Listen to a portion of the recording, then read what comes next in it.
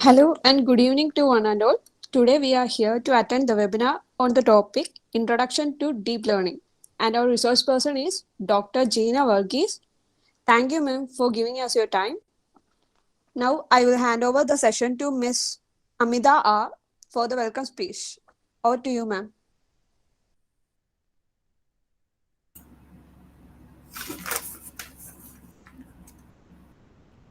Good evening to all. Our college, Mahaguru Institute of Technology, approved by AICTE and affiliated to Abdul Kalam Technological University, accredited with NAC with ISO certification, established in the year 2009, has been successful in producing distinct engineers over a decade. Since its inception, our main aim is to deliver quality education and give our students to the right exposure by maintaining international standards of technical education. It is a great honor for our institution to have Dr. Gina Varghese as our resource person. Dr. Gina Varghese is an active researcher in computer science. She took her doctorate degree from MG University under Dr. K. N. Ramachandran Nair, and she received her BTech degree from Adi Shankara Institute of Engineering and Technology in the discipline of Computer Science in 2007. Soon after BTech, she took a master's degree in cybersecurity from Amrita Vishwavidyapitham University, Tamil Nadu. Her MTech project on image compression was a part of a DRDO sponsored work on image technography. Also, she simulated a 4-bit processor on Verilog platform. After the post-graduation, she worked as assistant professor in 2 major engineering colleges in Kerala. Her research areas include artificial intelligence, computer vision, and networking. Her research topic is multimedia processing. Multimedia processing is a vast area which includes video processing, audio processing, image processing, etc. She has published some papers in various peer-reviewed articles, and she guided several undergraduate and postgraduate students in their academic projects. She has given expert talks at various colleges in Kerala. Welcome you, ma'am. Next, our principal, Dr. Manju J. You are our leader. We are really blessed to have a principal like you. With a thankful heart, we welcome you, dear ma'am. Next, our HOD, Mrs. Soma SG. Your goodwill, appreciation, motivation, support, and positive vibration has a great impact in modeling ourselves for the integral dimensions of the growth of our CSE department. Welcome you, ma'am. So, Gina, ma'am, let's start the session and hand over to you, ma'am. Once again, hearty welcome you, ma'am. Okay, thank you so much. Am I audible? Am I audible? Yes, ma'am. Okay. So thank you, Amitamas and Pritemis, for inviting me to this webinar. And as you said, I'm Dr. Gina Varghese, working in an engineering institute in Ernakulam. And today, I'm so happy to be with some young professionals who are ready to hear some topics on deep learning. So let me just take my slide and I will present the slide now.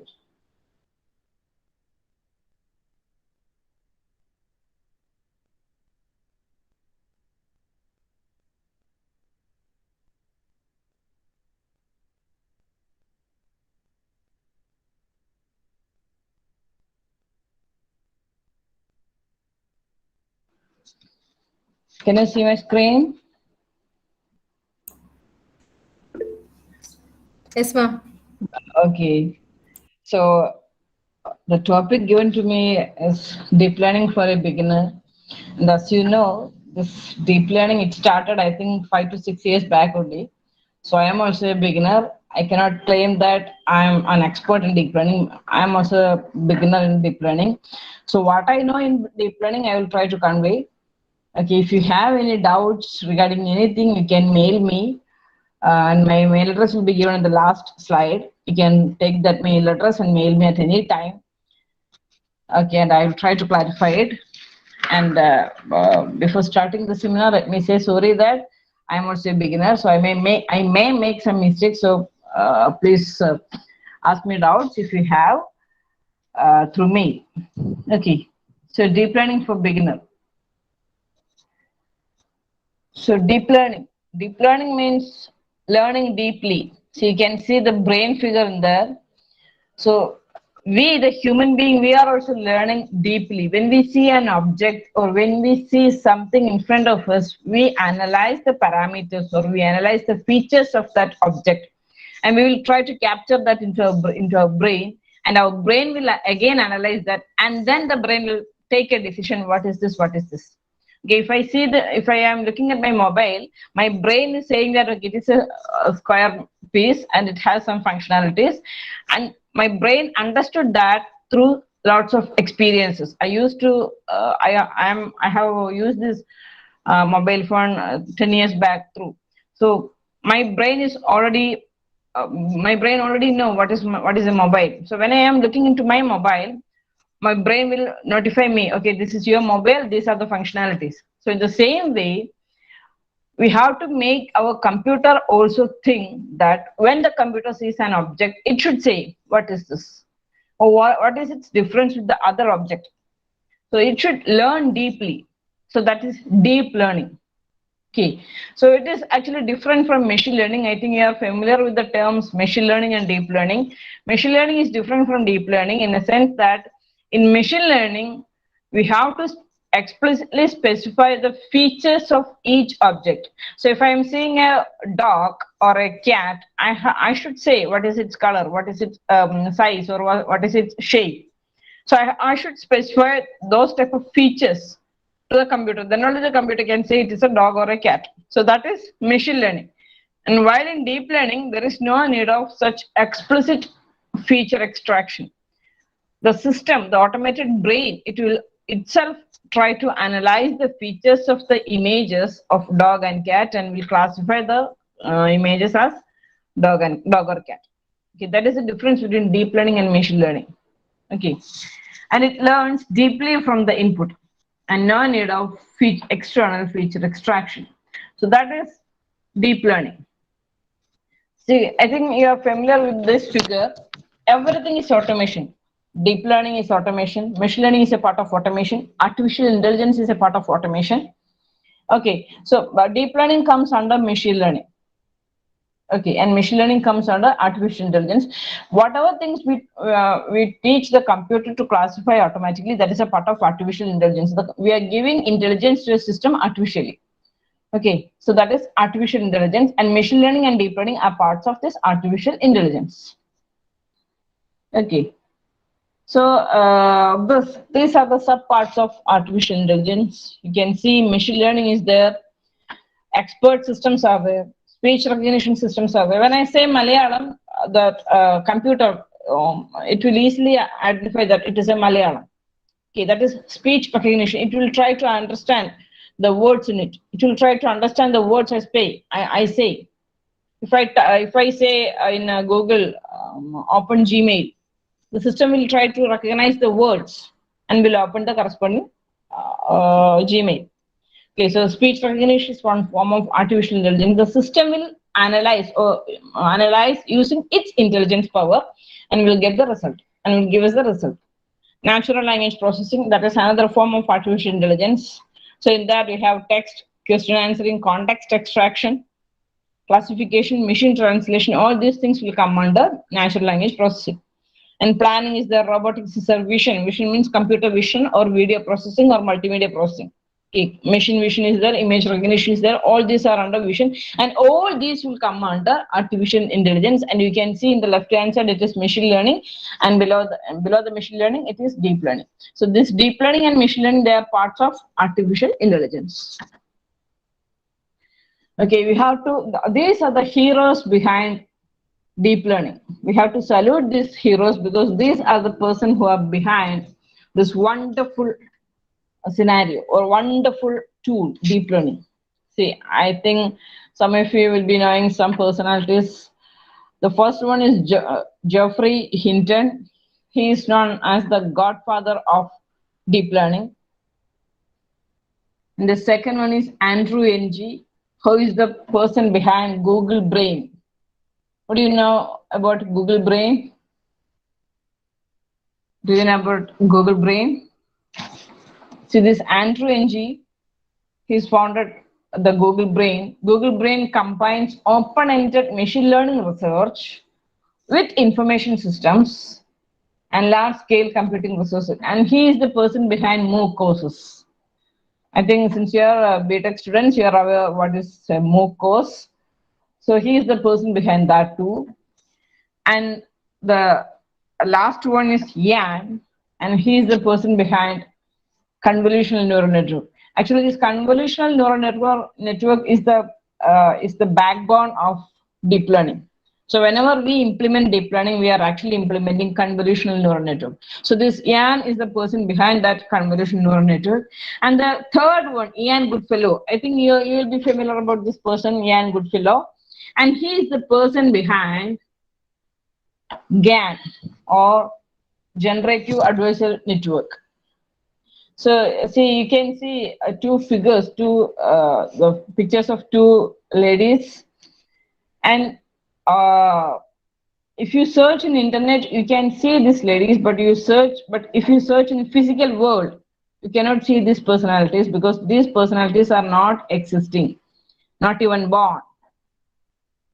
Okay, these figures are computer generated images using this GAN network. So this GAN network is used to generate data when we give similar data. So this Ian Goodfellow is the person behind that GAN network. You can search a website, thispersondoesnotexist.com. You can search a website, thispersondoesnotexist.com. So there is a website like that. When you look at the website, you can generate many faces, and that persons are not existing. Okay, so this GAN network is behind, is the tool behind that. Okay, so these four personalities are the heroes behind deep learning. Okay, this Yan generated convolutional neural network, and he's the person behind he's the person behind CNN, convolutional neural network. Okay, see, other than deep learning networks, we have many different type of networks. So this is available in Google, sheets of neural network or deep learning networks. You can see in Google, you can look into the Google site, and I will zoom it. See, these are the deep learning or the neural network algorithms available. Sorry.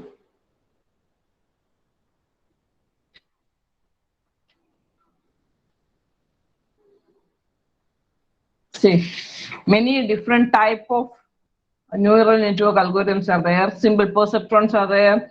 Feed-forward networks are there. Radial basis is there. Denoising A is there. Autoencoders. Then Hopfield network is there. Boltzmann machine, and deep convolutional network. This is actually deep learning network. Okay, this deep convolution network, DCN, it is actually deep learning network. Many different types of networks are there, and in all types of networks, the structure of the network is different. Okay, see, you can see this Boltzmann machine. It is of a circular shape, and all nodes are connected to all other nodes. Okay, you can see this restricted BM, restricted Boltzmann, in which only two layers of nodes are there. They will be connected between the layers. Okay, so there are many types of networks available, and today we are going to look into this deep convolutional network, DCN. And what I said just before is GAN network, and this is a structure behind GAN network. You can see many nodes are there, 2 output nodes are there, 3 input nodes are there, and many hidden nodes are also there. You can see the node type here. backward input cell, noisy input cell, hidden cell. These are the different types of nodes, and these are the different types of networks available. Okay.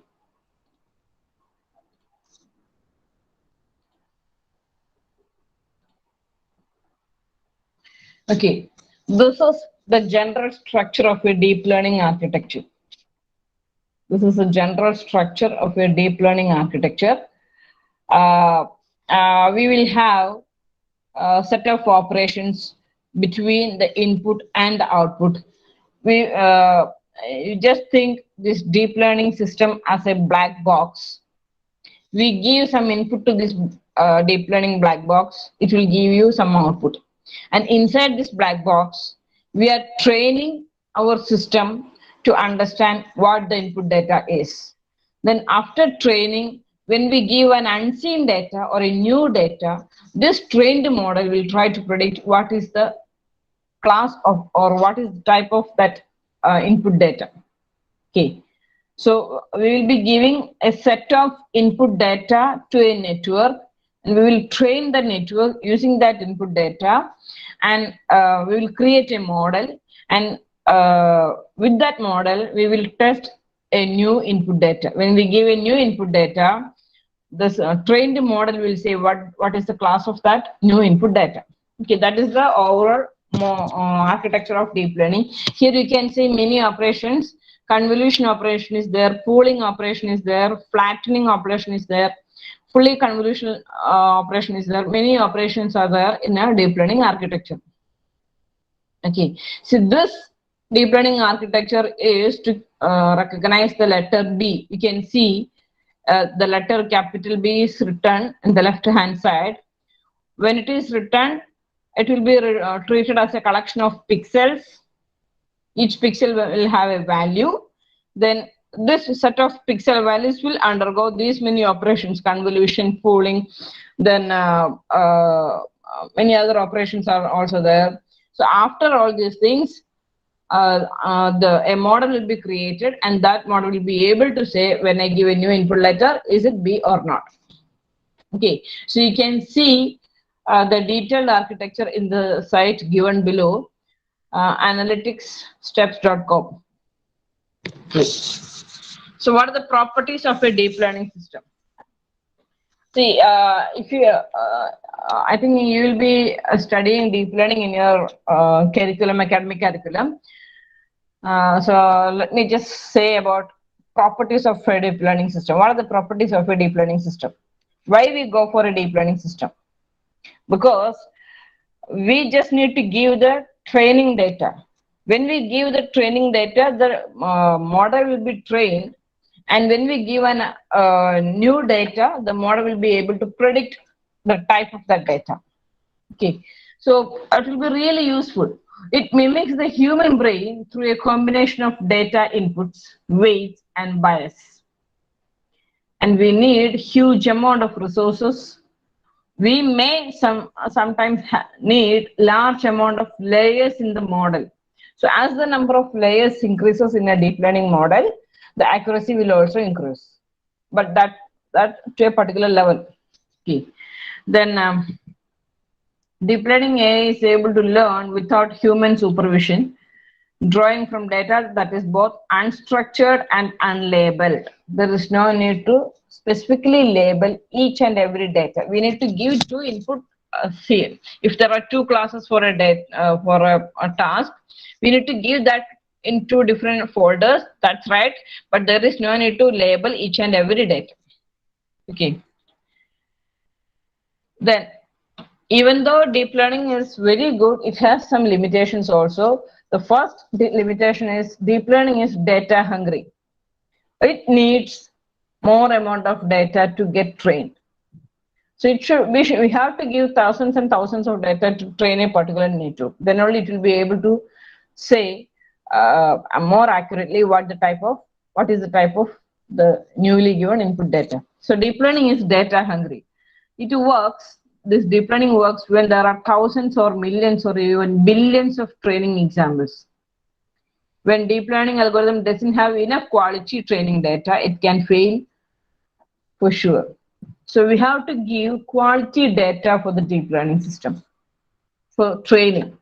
If we give less quality data, the system may perform, but the performance will be very poor. It will not classify the data in a accurate way. Okay. Then deep learning is shallow.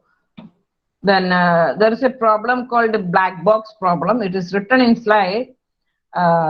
You can read this problem. Think about the classic situation when the car faces a little girl running across the street followed by her dad. The car has to decide between colliding with the kid, the father, or run into a nearby crowd. So there are some possibilities given. There is only 20% chance of hitting the girl, 60% chance of hitting the father, and 10% chance of hitting two of the bystanders. So how will the car decide? So that is one problem. That is known as black box problem. Okay. Now, this is the progress of deep learning. It started in 2014. That's why I said in the beginning, it started 5 to 6 years back. I am also a beginner in this course, deep learning, and it says it will reach its peak when in 2025. Okay. Now, deep learning process. How do we operate, or what are the operations on deep learning, or how do we train a particular model? So these are the steps to be done to train a model. First step is to here it is marked 1, 2, 3, 4, 5. 1, you have to understand the problem and check whether deep learning is a good algorithm for that. Okay. Depending upon the problem or the context, the algorithm may vary. So first we have to analyze a particular problem and check if deep learning will be a good solution for that problem. Okay. If it finds to be correct, if deep learning is able to provide a result for that problem, then try to get the relevant data set of that problem. If I wanted to classify whether a person is COVID positive or not, depending upon the chest X-rays, I have to get the accurate or the correct chest X-rays. Okay, X-rays of many number of people. So I should get the data set initially. Okay. Then choose the type of deep learning algorithm to use. There are many different type of algorithms. 1 or 2 algorithms I will explain in this video, in this session. And then in the fourth step, we have to train the algorithm on large amount of labeled data. So here we have to give a labeled data, and we have to train that model. And last, we can test whether the model performs good or bad. Okay. Then, as I said in the previous slide, a deep learning has different parts. Data set, we need data set, we need an algorithm, we need to create models, we need to do feature extraction. Here feature extraction is different from what I said in the beginning. Here the feature extraction means, suppose I wanted to classify whether a particular object is a dog or a cat. I wanted to classify whether a particular object is a dog or a cat. So what I will do, I will give thousands of images of dogs and thousands of images of cat. So that's only I needed to give. I will give that 2 images, 1000 images each, to the network, and the network will learn by itself and will be able to say what the new input is. Is it a dog or a cat? But when I give the dog image or the image of a cat, if I am giving the complete image as it is, it will take some time for training. But rather, if I extract the interested area where the dog is there or where the cat is there, so if you extract that particular point, it will be really a little bit more easy to train. Okay, that is this feature extraction. There is no need to give the features explicitly in deep learning, but even then, if you extract the features and if you give that to the network model, it will be really easy. Okay. Okay. And we have supervised learning, unsupervised learning, reinforcement learning, and I think you are familiar with these terms. Supervised learning means we need to give labeled data to the system. Okay, this is this one, this is this one. So we have to supervise the system for training. And unsupervised learning means we will not give any supervision to the system. The system will try to learn by itself. Reinforcement learning means it is a reward-based system. If a particular, if a desired action is done, rewards will be given. If an undesired action is done, then punishments will be given. Okay. Then these are some of the points to be noted in a deep learning architecture. I will say that in the nearby features. So this is the general structure of a deep learning, not a general structure, an example of a complex CNN, where we have 4 layers of nodes. Each node in the input layer are connected to each node in the second layer, and each node in the second layer are connected to each node in the third layer, and each node in the third layer are connected to each node in the last layer. So it is really complex. So regularization, it is a technique which makes slight modifications to a learning algorithm such that the model generalizes better. What is generalization? That means it should be able to converge to a point where it can say, is it class 1 or class 2? Or is it belongs to a particular class, or is it belong to another particular class? So our model should be able to generalize or converge to a point. So if you make a complex CNN, it will not be easy to generalize. Okay, so regularization is a technique used to make the decision-making process more easy by making slight modifications to the nodes in the network. Then these are other 2 terms, overfitting and underfitting. You can see the right hand side 3 figures where 2 classes are there. One is marked with the red intus and the other class is marked with the circles. See, at the top figure, overfitting.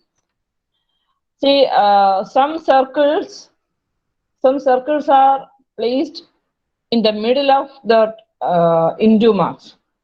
So the system is trained so much that it creates a model that will fit all the data. Okay, but it will be really complex. It will be really complex. See, to fit the circles inside that into marks, it created a model like that, but that will not be performing very good. See, at the same time, you see the underfitting model. In the underfitting model, we do not have enough training data set. Suppose I have only 100 images of chest X-ray of COVID patients and 100 images of chest X-rays of non-COVID patients. My model will not be working. My model will not work good because I do not have enough training data, and that is called underfitting. Overfitting means when we give more number of input data for training.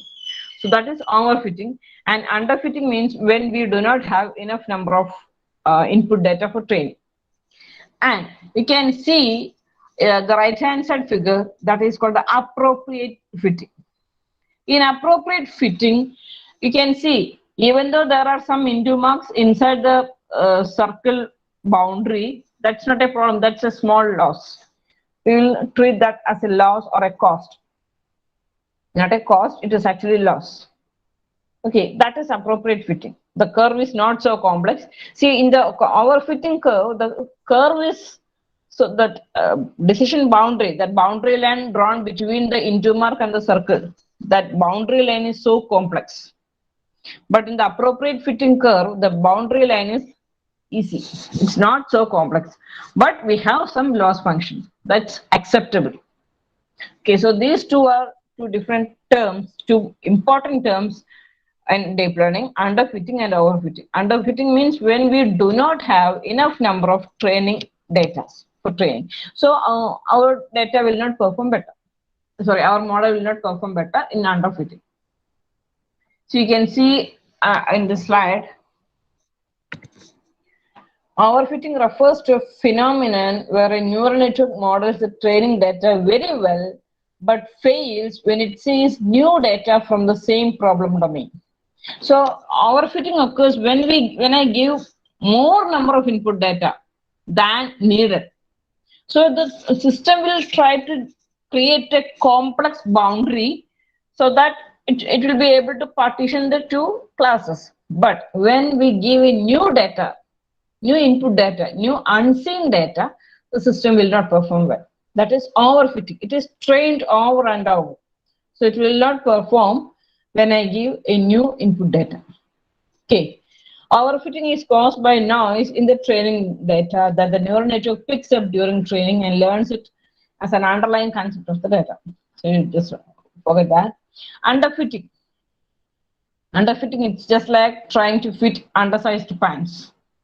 So we do not have enough training data. So that is, so our model also will not perform better. So that is underfitting. Okay. So this is the diagram of overfitting. The red marked curve is training accuracy and the blue marked or green marked is validation accuracy. When I train the model may perform better. I may create a complex decision boundary between the two classes. So when I train the data, it will perform better. But when I give a new data, the performance will be very big, very low. So that is overfitting. Then we have another terminology called the early stopping. Early stopping means, it is written in the bottom, early stopping is a kind of cross-validation strategy where we keep one part of the training set as validation set. When we see that the performance of the validation set is getting worse, we stop there. So I think you know about validation and training. I will just give you a brief introduction about validation. See, I have say 10 data elements to get trained. Okay. So in the concept of validation, I will not give all the 10 data elements for training. Rather, I will give 7 or 8 data set for training and the other 2 data set for validation. Validation means just to check whether the trained model or the model which is trained performs better or not. If I have 10 data set with me, I will not give all the 10 data sets for all the 10 data for training, but I will give only 7 or 8 data for training and the other 2 data I will keep for validation. And during the time of training itself, it will check whether the model created works better for the 2 data elements. Okay, so that is validation. We are actually validating the model created. Okay, so here one more term is the cross validation. So in cross validation, out of the 10 data set, initially I will give the first 8 data for training and the last 2 data for validation. And the next round, I will give the first 2 data for validation and the rest 8 for training.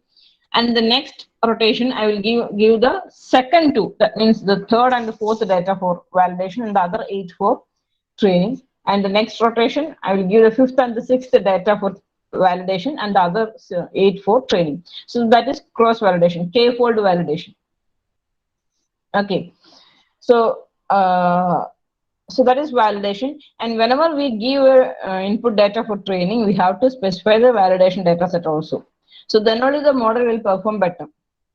Okay. So early stopping is a kind of cross-validation strategy where we keep one part of the training set as validation. And when we see that the performance of validation set is getting worse, we stop there. So that is early stopping. We stop the procedure early. And this is another terminology called dropout. So I'm moving a little bit more faster. This is another terminology which is called dropout.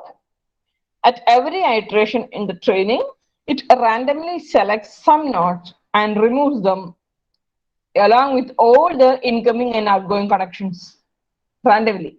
So that is dropout. So at some point of time, if we do this dropout, our algorithm may work better. because we are actually reducing the complexity of the algorithm, right? So if we do this dropout operation, our performance may be a little bit better. Then I think you remember the deep learning architecture, this architecture. See, here we have one convolution layer, one pooling layer. We have another convolution layer, pooling layer. See, in this way, we can have as many convolution pooling combination in our network. So we can have 2-3 combination or 2-3 blocks where each block contains convolution and pooling. We can have, or we can have 5 to 6 blocks. Each block contains a convolution and pooling. So that depends upon the context and our wish. But normally, how do we decide how many layers we need? Okay, a single layer neural network can only be used to represent linearly separable functions. So if I have two data sets, one is completely black in color, one is completely white in color. There is no need of a complex data structure. There is no need of multiple layers. I just need a single layer. That means I can linearly separate that two data sets. Okay, and as the number of hidden layers increases, the complexity also increases.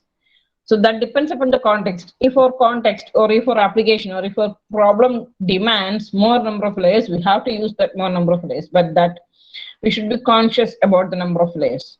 And how do we choose how many layers are needed?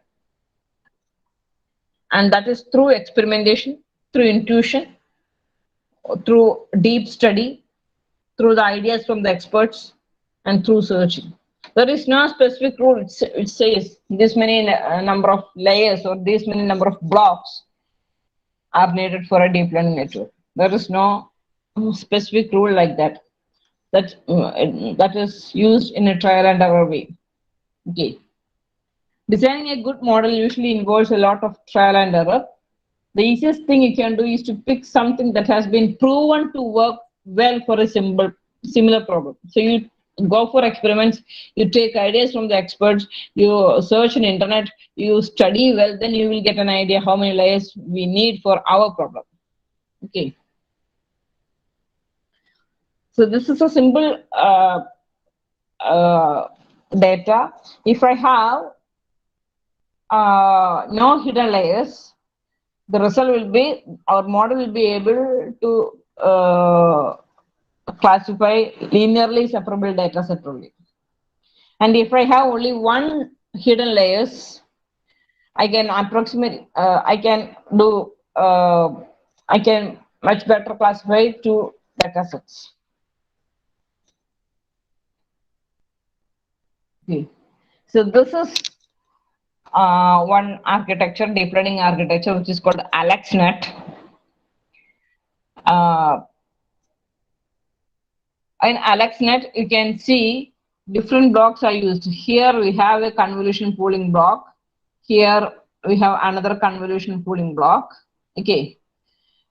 Here this is a flattened layer. This is another flattened layer. Sorry. This is a fully connected layers, and at the end we have a output layer which consists of 1,000 neurons. And AlexNet is a network which classifies 1,000 type of images. Okay. So you can see our input image, our input data set will be images of size 227 cross 227 into 3, where into 3 means it's a color image. Okay, so these are the operations in a deep learning system. Our input image, we apply a filter of size 11 cross 11 into this input image. We apply a filter to our input image. This filter will move around this input image and will create a convoluted image of size 55 cross 55. Okay, so if a filter of size 11 cross 11, filter means a matrix or a kernel. A filter of size 11 cross 11 will be used, and it will move around this 227 cross 227 image to create a convolution image of size 55 cross 55. Then I will use another filter of same size 11 cross 11, and I will use that filter to move around this 227 cross 227 image. I will get another short convolution image, and that convolution image will be placed behind to the first convolution image. Okay, in the same way, I'll be using 96 filters. I will apply all the 96 filters to this 227 cross 227 image. I will get 96 55 cross 55 output image, and those 96 55 cross 55 images will be padded together, and I will get a three-dimensional image like this. Okay, this is the convolution operation. Okay, and after that I will be applying for a max pooling layer. Max pooling layer means I will take a 2 cross 2 image, 2 cross 2 matrix of this convoluted image, 2 cross 2 matrix. I will take the maximum of that 2 cross 2 and I will place that here. Okay, in the same way, I will take the maximum of all 2 cross 2 submatrices of this convoluted image, and I will create another pooling image here. Okay, so this block will be repeated so many times, and at the end I will connect all the nodes together in a single column format. I will arrange all the final output nodes. See here, you can see the final output is a 6 cross 6 image of 6 cross 6 pixel with the 256 images padded back to back. Okay, and in the fully connected layer, I will arrange everything in a column format, and at the end I will have an output layer which consists of 1000 neurons, and this 1000 neurons will say what is my input image. Okay, I think I have to move a little bit more faster. So these are the size reduction in AlexNet. As you can see, the input image will be of size 227 into 227 into 3. 3 means it's RGB. Then in the first convolution layer, I am applying 96 kernels of size 11 cross 11 with a stride of 4 and padding of 0. Stride of 4 means when I apply to size 11 cross 11, I will take a first 11 cross 11 image in the sub matrix in the input image, and I will leave the next 4 elements, 4 columns free. Then I will take the next 11 cross 11. Okay, so that is AlexNet. So you can see, read these values and can understand. Then machine learning categories, we have supervised learning algorithms, we have unsupervised learning algorithms. So in supervised, we have classification and regression, and in unsupervised, we have clustering. I think you know about clustering algorithms. Okay. Then this is another terminology, transfer learning. Traditional machine learning and transfer learning. Okay. So it's like, so you can see the figure. From the data set 1, I will create a learning system or a network model. Okay, that is traditional machine learning algorithm. And from data set number 2, I will create another model. Okay, these are traditional machine learning algorithms. But in transfer learning, I will use the knowledge that I acquired through the first data set in the second data set. I will use the knowledge that I acquired in the first data set in the second data set, okay, for classifying. So I will have a data set 1. I will create a model through training for the first data set, and I will use that model or the knowledge that I got from that model in the second data set. So there is no need to train all the elements of the second data set from the scratch. We can use the knowledge that I got from the first model. Okay, to transfer learning is a mechanism to transfer the knowledge that we acquired through the first model or through another model. Okay. See, this is transfer learning. I have a data set, and I will create a model for this data set. Okay, and I'm here. You can see the knowledge that I got from the new data set, that I'll be utilizing. Sorry, the knowledge that I have created for the first data set, that I will be using for the second data set. Okay, that is transfer learning. Then we have continual learning. Continual learning means when we get a new data, suppose I have a particular data set, I will create a model with this data set, and when the data are changing, our model should also get changed. Suppose you can see, suppose in Amazon or in Flipkart, you can see that there are particular recommendations that will come to your browser when you browse something. Okay, that is this application of this learning algorithms. Okay, whenever you search for something in Amazon, and when after you close your Amazon account, and if you log into YouTube, you can see the advertisements regarding the Amazon products that you have searched just before. That is a type of learning algorithm. And as new type of products comes in Amazon, as new type of products comes in Amazon, their learning algorithm should be updated such that advertisement for the new product should also come into a browser. So that when the new data comes in, their learning algorithms are also getting modified. So that is continual learning. You can see that here. And this is another type of continual learning. It's called incremental learning. When we give a particular data set, a particular model will be created, and we can add new classes to that. So it will generate a new data set, and I can simply update the old data set, old model with the new data set to create a new model. That is incremental learning. Okay, so there are different academic interest in deep learning, and I'm not going to look into these slides. There are industry in interest. See, the self-driving cars is an application of deep learning algorithm. Okay, when a self-driving car is moving on the road, it should be able to classify whether the object which is in the front of the camera or which is there in the front of the vehicle, is it a post or is it a human or is it any object? Okay, it should be able to classify like that. So the deep learning has application there. It has application in entertainment. It has application in visual recognitions, virtual assistants, fraud detection. Fraud detection is an application of deep learning. If the system should be able to say whether the person on the CCTV camera is he a fraud or not. Natural language processing.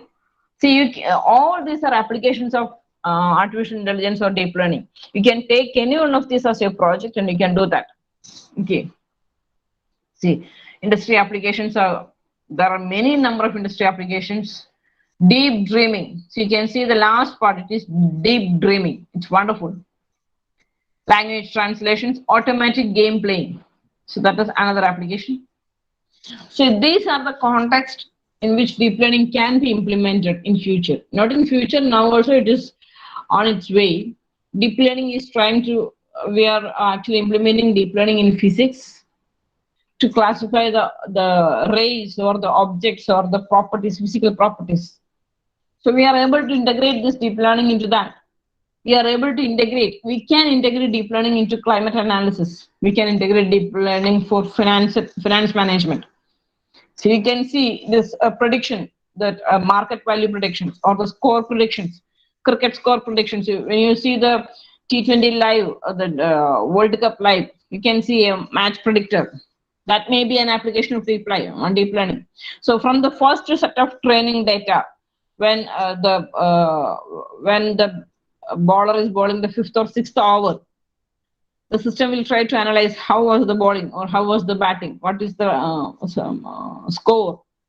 Okay, the system will try to analyze and will predict what will be the output at that 20th over.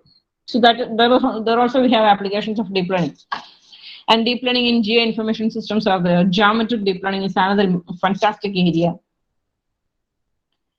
So geometric deep learning means we are applying deep learning to three-dimensional objects. Till now, we were looking into the deep learning applications on two-dimensional objects or images. Now, we can implement deep learning in three-dimensional objects also. That is called geometric deep learning. That is really fantastic. I think some of you can do projects on this. Okay. So you can see there are many application areas in climate analysis. And these two are the major tools to implement this deep learning. Actually, I have taken as a project.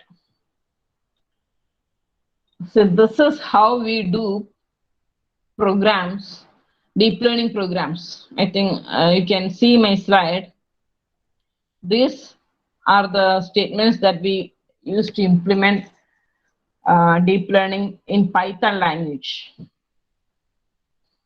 Yeah, since time is okay, we have to set the data, we have to train the model. See, these are the training parameters. Epoch is the number of times we wanted to execute the training. Okay, so here a model is being created, and this is the testing images. So if time permits, I will try to execute it, but it's not possible as of now. And I will show you one more thing, which is really fantastic. So you can see a title here, Deep Learning Studio. Deep Learning Studio 3.0. See, when we implement this deep learning in Python, we have to write these many codes, where each code, this is convolution, max pooling, flatten layer, activation layers, all these things are there. Data generation statements we should write. We have to write code for training. All these things we should do. But there are some tool in the internet which is called a Deep Learning Studio. So in Deep Learning Studio, there is no need of writing all these codes. You can simply drag and drop all the layers. So you can see this is example one, handwritten digit classifier. See, the inputs are handwritten digits. Our system should be able to classify is it that corresponding digit or not. Okay, instead of writing all these codes, we can simply drag and drop the model values. See, this is the platform Deep Learning Studio. We can generate projects here. So I will take one project here. Give the data set. Then while implementing the model, see, this is, we can simply drag and drop all the, we can simply drag and drop the input and output layers. Okay. This is Deep Learning Studio. And after the model is designed, let's set the hyperparameters like number of epochs, batch size, etc. Then we can go for training. So here we can see what will be the accuracy when we start the training and when we end the training, and how does this loss function will move. So accuracy should come upward and loss should come downward as the number of epochs increases. Okay, this is training, and here we can get the results: training loss, training accuracy, validation loss, and validation accuracy. And after creating a model here, we can actually deploy that model into our system. So this Deep Learning Studio, I think you should be aware of this Deep Learning Studio if you wanted to do project. It is really easy to do this project in Deep Learning Studio because there is no need to write code for deep learning. You can simply drag and drop each and every layer in the deep learning through this Deep Learning Studio. Otherwise, we have to write code like this here. So this one I have implemented in Google Colab, and this Deep Learning Studio is also very good, but we need stronger internet capacity for that. Okay. We are still far away from human intelligence. So this is where we need to work on. We are still far away from human intelligence. there are many things which are not yet implemented. So there are many options available, many things that we can do. So now it's our chance or our turn to implement many intelligent algorithms. Okay, so it's now our turn, and thank you. Sorry, the time was a crucial thing. That's why I'm stopping here. And I'm sure that you got a little bit of idea about deep learning and not much deep understanding. I know that, but I can convey only this much on this time. Okay, so I will give you the slide if you need, and if you have any doubts regarding anything, you can drop a mail to me. And thank you everyone for giving me a chance to talk something about this deep learning. And thank you, Amita ma'am, and thank you, Mahaguru Institute of Technology, for giving me this opportunity. Thank you. Okay, ma'am. Now, Grishma will deliver a vote of thanks. Hello and good evening to all. On behalf of our college and CSE department, I express my sincere thanks to our resource person, Dr. Gina Varghese, who has spent her precious time with us to enlighten our minds. Thank you, ma'am. Thank you. I extend my thanks to our principal, Dr. Manju J, and CSE Department HOD, Ms. Suma SG, for this opportunity and support. I also thank our coordinator, Mrs. Amida R, for organizing and coordinating the webinar for the students. I would like to express my heartfelt gratitude to all of you who sincerely committed to the event to make it a success. This event would have been impossible without the support of each and everyone present here. Thank you all. See, if you have any doubts, you can drop a mail to my mail ID. It's given there. Okay, thank you.